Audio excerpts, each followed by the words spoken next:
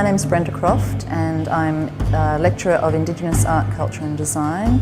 Well, Stop the Gap has been part of an idea that I've been carrying for quite some time. I've wanted to do an exhibition of moving image work of Indigenous artists from around the world for a while.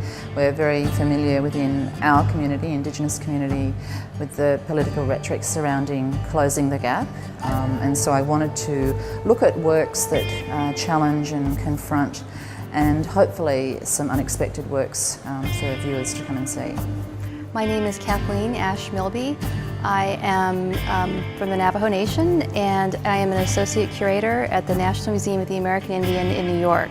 I was invited by Brenda to help select the artists from the United States for this exhibition, and I think that it's a really wonderful opportunity for people to see what Indigenous artists are doing all over the world in new media. There's a real richness there that a lot of people I don't think know about. For this exhibition here at the Sam Stagg Museum specifically, I recommended Alan Michelson. He's a Mohawk artist from New York, and he's doing some of the most interesting work, I think, in the field right now with new media. I did this work in 2005. It was one of a series of works that I did on waterways and rivers. And this river is the Grand River in southern Ontario. And it's a river that both divides and links the reserve that I belong to and the non-native townships that border the other side of the river. So I went out on a dinner cruise boat that goes on this stretch of river, and I shot, using 4 cameras, I shot both banks, both the Six Nations Reserve side, which is the lower stream of video here, and the non-native side.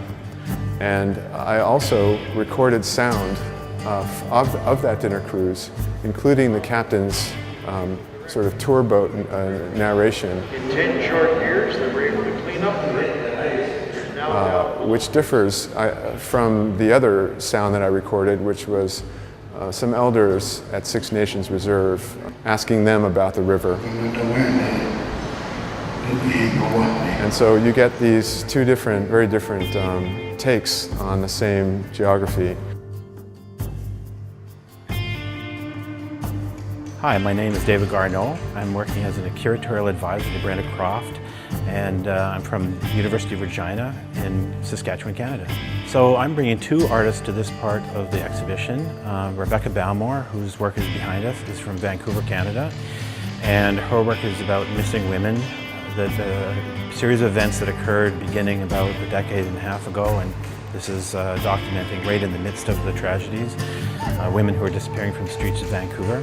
And opposite her is work by Dana Claxton, also from Vancouver, but she grew up in an area at Moose Jaw, right near where I live now, and she's Lakota Sioux, and her work is trying to sanctify the gallery space or bring Indigenous spirituality to the space. So there's sort of 2 complementary sides of the Aboriginal experience in Canada. Well, there's a saying among Indigenous people in Canada of many nations or many peoples, but one people. And that's to talk about the similar experiences among Indigenous Canadians and Americans, Aboriginal people in Australia and New Zealand. And it's kind of an uncanny experience to come here and find that there's so many things that resonate under the colonial experience. So we felt that by bringing quite strong work from Canada, showing these 2 complementary sides, would resonate with Aboriginal and non-Aboriginal people in Australia. Native artists are really participating in a bigger global dialogue about art and the contemporary experience, not just about their own personal experiences, but also about bigger issues having to do with the environment and relationships between communities and nations. So I can't really even begin to say how important it is that we include these artists in these big international exhibitions.